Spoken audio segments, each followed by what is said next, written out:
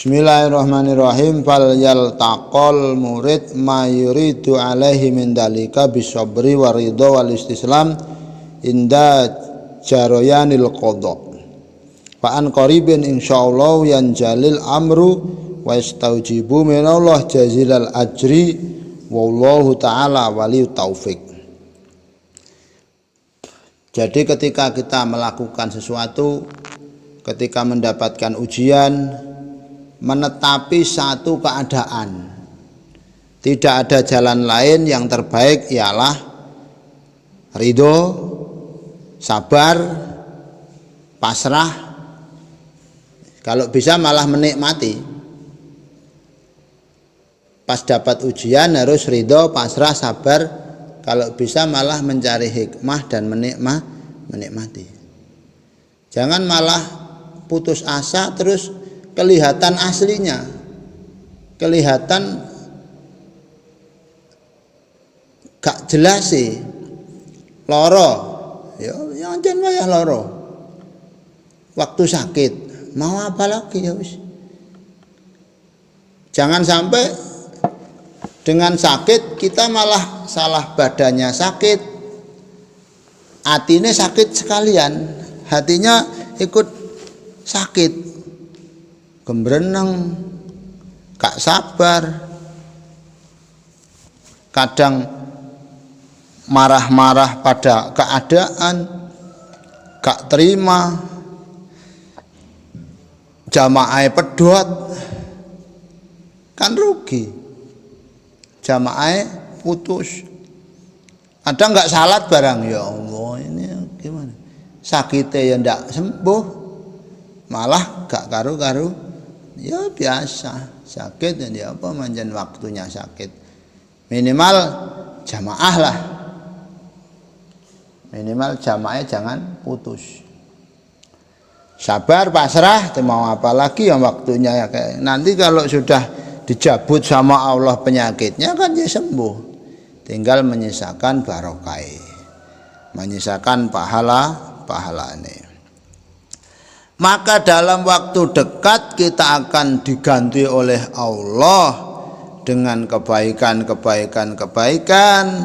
dengan pahala yang besar, dan diberikan bonus berupa keberkahannya ujian. Waktunya masih gitu, mau apa lagi, ya dijalani, enjoy gitu aja.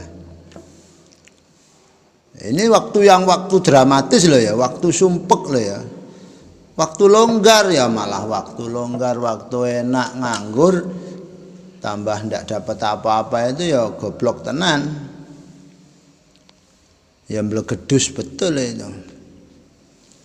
Paham?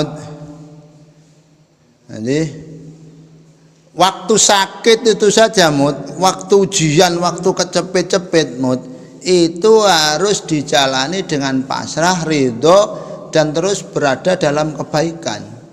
Apalagi waktu longgar, nganggur, ndak sakit, ndak apa. Supaya kita nanti setelah masalah, setelah problem, setelah ujian, ada barokahnya, ada hikmahnya, ada pahala besar di balik itu. Di balik itu minimal diarani sabar lah. Sabar itu barang besar itu. Wes dirungokne Mut. Qalal Khawari radhiyallahu anhu. Qala li Abu Sulaiman Ad-Darani. Abu Sulaiman berkata padaku, alah rungokno dan ju'un qalilun, lapar itu sebentar. Padahal ini bagi yang lapar, kena masalah ekonomi, ndak punya, akan berjalan sesuai dengan target waktu yang dikehendaki Allah. Setelah itu ya dapat solusi. Ambekan masuk kate metu tok. Napas masuk kate keluar terus. Ya tetap pada akhirnya akan masuk juga. Tambah besar kau mengeluarkan, besar pula masuknya. Kecil kau mengeluarkan, kecil pula masuknya. Masuk kate. Ya enggak. Tetap suatu ketika masuk. Ju'un qalilun, lapar itu sebentar, masalah itu sebentar. Dengan keyakinan suatu saat sebesar masalah, sebesar itu pula akan mendapatkan barokah. Tatap dengan senyum, tatap dengan keyakinan. Tapi lek sampean ndak punya kebesaran jiwa, hidup dijalani tanpa makna. Iku sing bahaya. Mati tak mau, hidup tak berguna. Ju'un qalilun, lapar itu sebentar.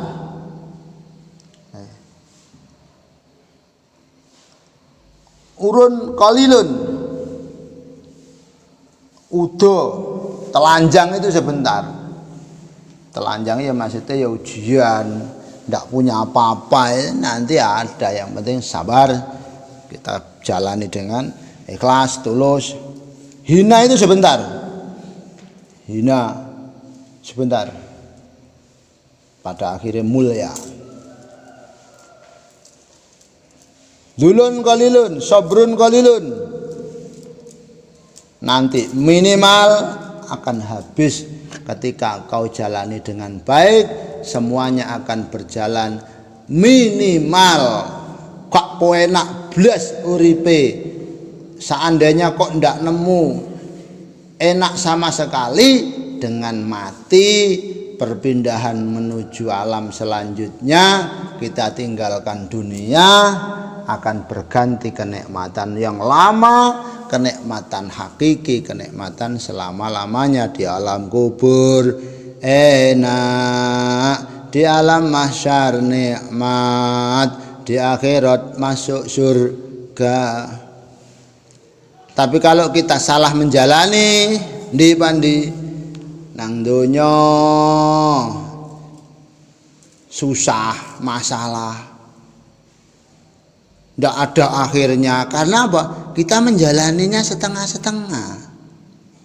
Kita menatapnya tidak dengan kebesaran jiwa. Akhirnya ranjau-ranjau ini tidak menjadi kenaikan kita, malah kita terus berada dalam keterpurukan.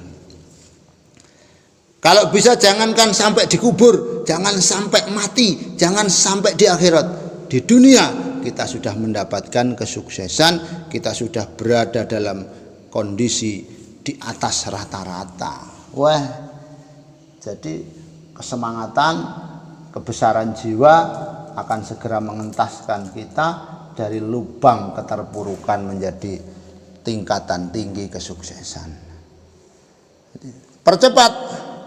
Yang paling susah nang donya susah, ndak dapat solusi terus, uripe wis ngono-ngono tok, ndak ada kebaikan, ndak bisa mengambil kebaikannya. Wis gak salat, wis uripe gak enak, ndak ibadah, ndak pernah zikir nang Allah, ndak pernah mencari Allah, kuburan disiksa, aro-aro mahsyar disiksa, nang akhirat nyemplung neraka. Kapan yang mau enak? Duh ya Allah. Ya tapege kata orang Madura. Apa tapege itu? Ya sumpek itu. Cek sampai, paham di? Cek sampai di dunia wis kecepet-cepet, sampai mati tidak pernah merasakan kenikmatan sukses.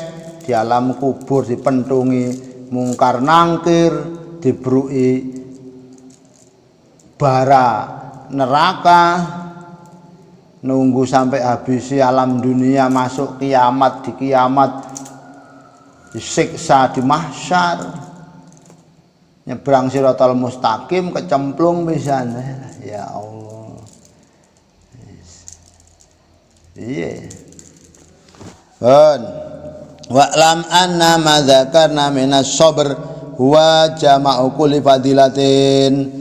Kesabaran itu adalah kumpulan dari setiap keutamaan. Dengan sabar, ikhlas, tulus, pasrah, dan akan mengumpulkan faedah-faedah besar. Faedah-faedah besar makromah nabilatin, kemuliaan yang agung, kemuliaan yang agung. Pokoknya kabeh nika mendapatkan ujian masalah. Ketika kita dihadapkan dengan sebuah kondisi, jalani dengan sabar. Mondok, ya apa wong waktune mondok? Ya alhamdulillah. Jangan ada keterpaksaan, salah wis nang pondok terpaksa, ndak dapat hikmah, ndak dapat barokah, malah susah kabeh. Kondisine sampean ngene iki, ate lha apa nyalahne wong tuwa? Wong tuamu ya teko Allah ngene iki. Pamane, Dedik muring-muring. Walah aku lapo dadak anake iki barang kok gak anake Kaji Mansur ta?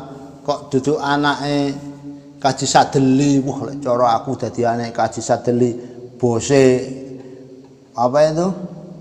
Bose mebel enak. Wah, mobil Fortuner. Mantap jadukno. Lah kok jodak-jaduk lah rugi dhewe ya. Sabar, jalani. Petik kebaikan di dalam itu.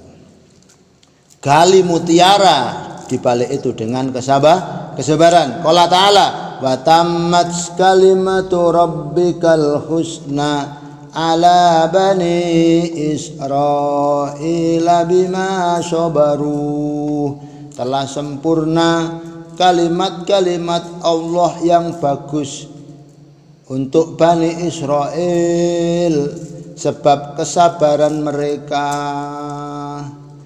Dulu Bani Israel yang sabar-sabar diuji, dihimpit dengan masalah, tetap imannya tambah kuat, tidak bergetar sama sekali, tambah kuat, tidak bergetar. Tak rungokne ya, tak warai rungokno. Siapa jenenge Dan marah mah. Adanya ujian itu sebenarnya untuk memompa tauhid kita supaya menyatu, kita memandang Allah tok. Allah. Lah. Ujian masalah itu untuk mengumpulkan kebesaran tauhid kita. Jangan malah ujian membuyarkan keimanan dan tauhid kita. Corona, sambamo yang punya ekonomi hancur, yang punya usaha jatuh. Jangan malah aku ki wis ibadah, aku ki wis ndonga, kok malah ngene terus. Jane Gusti Allah ki enak apa ndak? Rusak itu tadi. Ujian itu hikmahnya adalah untuk membesarkan tauhid kita. Allah. Jangan malah hancur iman, hancur tauhid, minta tolong pada siapa, sambat kemana-mana, aduh tambah rusak. Sampean diletakkan hajat kebutuhan saja sama Allah. Pengen sukses, pengen baik, kepengen jadi orang manfaat. Itu aslinya untuk memompa tahu. Ya Allah. Nah itulah tujuannya. Ujian, hajat itu intinya adalah untuk membesarkan tauhid kita. Orang malah menghancurkan tauhid kita, orang malah menggetarkan keimanan kita. Sabar, kuatkan tauhid, kuatkan iman, pandang satu titik. Allah. Sebesar apapun ujian, sebesar pula itu tauhid kita harus keberhasilannya. Minimal ujian kita walaupun belum reda, tauhid kita sudah terpupuk besar. Kalau bisa ujiannya berubah menjadi barokah, tauhid kita menjadi hebat. Masya Allah. Amin ya rabbal alamin. Al-Fatihah.